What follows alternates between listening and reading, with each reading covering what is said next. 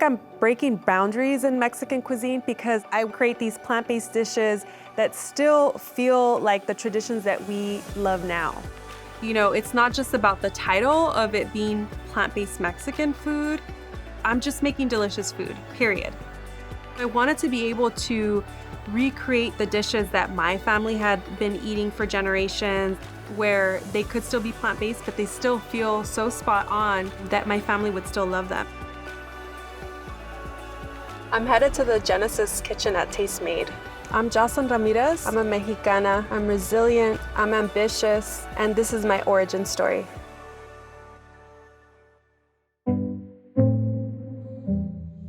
What mostly inspired this jackfruit al pastor dish is all the taqueros across the city of Los Angeles and all their takes on different dishes from carnitas to al pastor. And I wanted to be able to create a plant-based version using jackfruit that felt just as delicious and nostalgic as the real deal. I'm Mexican Ecuadorian, and growing up here in Los Angeles, that means that I also had to navigate through this whole Chicano-Chicana landscape. So I take a little bit of all the mixture of cultures, not just from my family, but also like here living in a city like LA, taking a little bit here and there in terms of culture and flavor. The reason I really love to work with jackfruit is because it has such a meaty texture. So it's so easy to fool people into thinking that it's actually a chicken or a pork dish because it has sort of that like shredded pork, shredded chicken feel to it. It hasn't been highly processed, it's just been preserved. You're not getting all these extra ingredients and elements into the dish that are not necessary.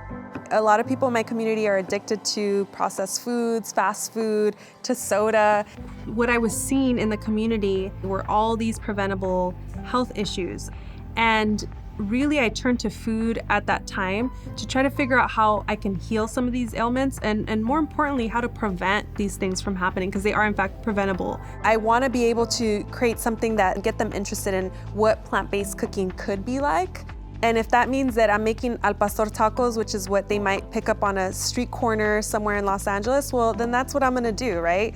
If I already know folks in the Mexican community love that dish, why not try to make it plant-based and see if I can get them to love a plant-based version of it?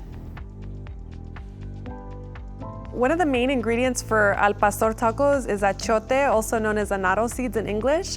And it's also the signature color for the al pastor, which has sort of this like brick red color.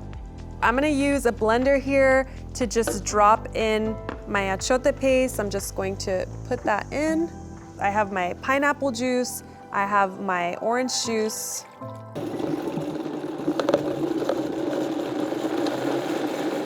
So I'm gonna just open this up and pour this, look at that super vibrant red color. So I have some ground cumin here that I'll sprinkle on. One of my main inspirations in the work that I do is my abuelita. Abuelita means grandma, little sweet grandma. People oftentimes ask me, who did you work under? What chef did you work under? What restaurant were you working at? And I always say, my abuelita, you know? That's who I trained under. Her food knowledge that she's passed down throughout the years has really inspired and given me a really nice foundation on the things that I need to be able to create really delicious, nostalgic meals. To grow up closely with my abuelita and be able to cook with her on a regular basis was really the beginning of my passion with food. And once it's all fully coated, you can get to cooking right away. Here we go. We're gonna put our jackfruit right into the pan. A nice medium preheated pan. So we're just gonna cook this until we start to see some browning, until we start to see it get a little bit crispy. While my jackfruit's cooking, I'm gonna grab a pineapple and dice it up and get it ready to include as a part of the dish.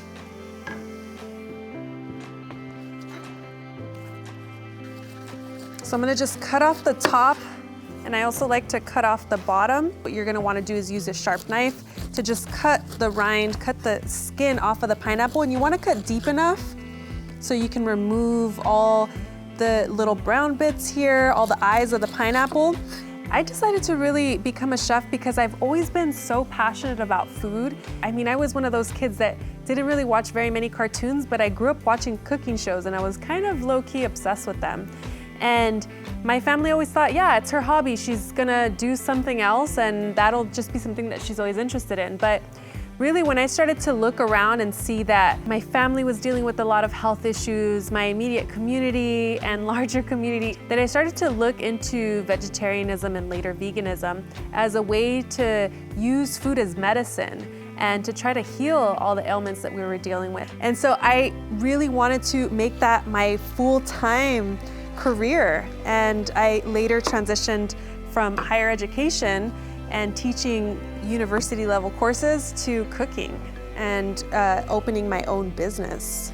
I think for me, what I feel most passionate about aside from food is to really be part of like building up people. This pineapple's role in this al pastor dish is gonna be a couple things. When you cook pineapple, it kind of brings the sugars to another level of flavor.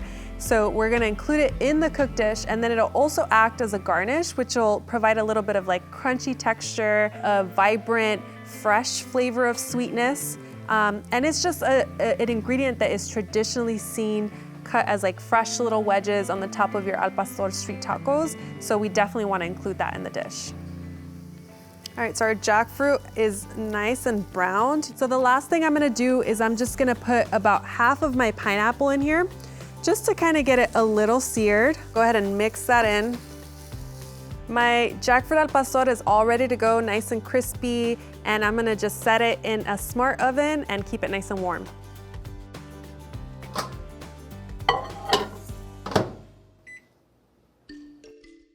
Right now I'm gonna be making a salsa de aguacate, and this is the type of salsa that you would see typically on tacos al pastor. I'm gonna fire roast all of these tomatillos, some jalapeno for heat, and then I'm gonna brighten it up slightly with some lemon juice, some lemon zest, and some cilantro. For flavor, I love to fire roast a lot of my ingredients, and I just love the flavor that it brings through. It reminds me of being back in my parents' and my mom's hometown of Zacatecas with an open fire. Oftentimes we would grow things there, bring it back to a fire, an open flame, and cook off those things. It might be corn, it might be chiles and tomatoes for a salsa, it might be a variety of different things.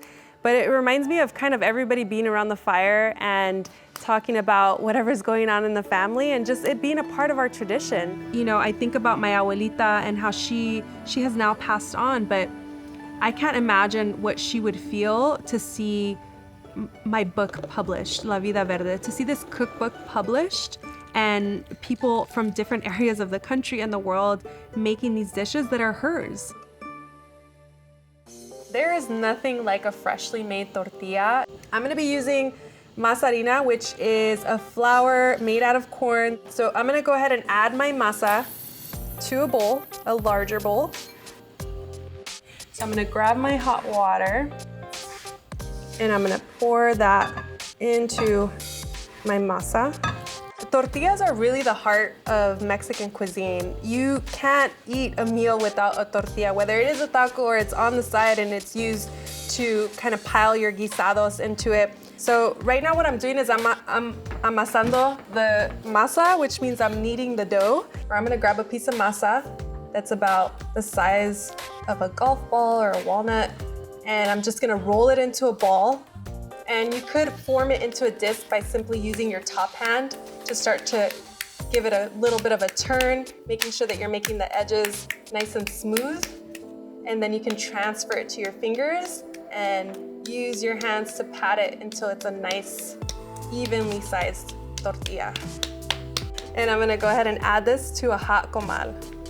So I'll give it another 20 seconds on this side, and then I'll flip it over. Whenever I make a tortilla, it definitely, just having my hands on the masa and feeling the sensation of the dried masa on my fingers brings me back to this nostalgic feeling of being with my abuelita, with my tias, and just making all these tortillas by hand for our whole family, just getting a meal together for our little community. I'm gonna start assembling my jackfruit tacos. And I'll pile my al pastor right into the center of the tortilla. So I'm going to start with my salsa de aguacate and just pour that over my taco. This is actually my abuelita's spoon. When she passed away, my mom passed this spoon on to me. So I use it every time I'm cooking. Some of my piña here, my diced pineapple, just to give that nice bright color. Onion, just a little sprinkle of onion. And I'll top it, lastly, with a little bit of cilantro. And this is the perfect taco de al pastor that is going to taste like all the flavors that I remember. So this dish really brings it back to this deeply rooted dish that feels very nostalgic, that feels like home, that helps people feel like they're taking a bite out of something that they've been eating for generations.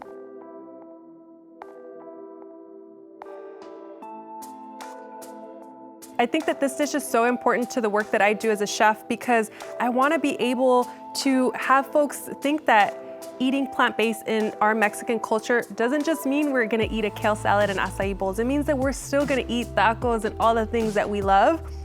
And it's important to me because the more that I see our communities suffering from preventable diseases and things that we could work on, we can start to eat more healthy, more plant-based, and still keeping our traditions alive.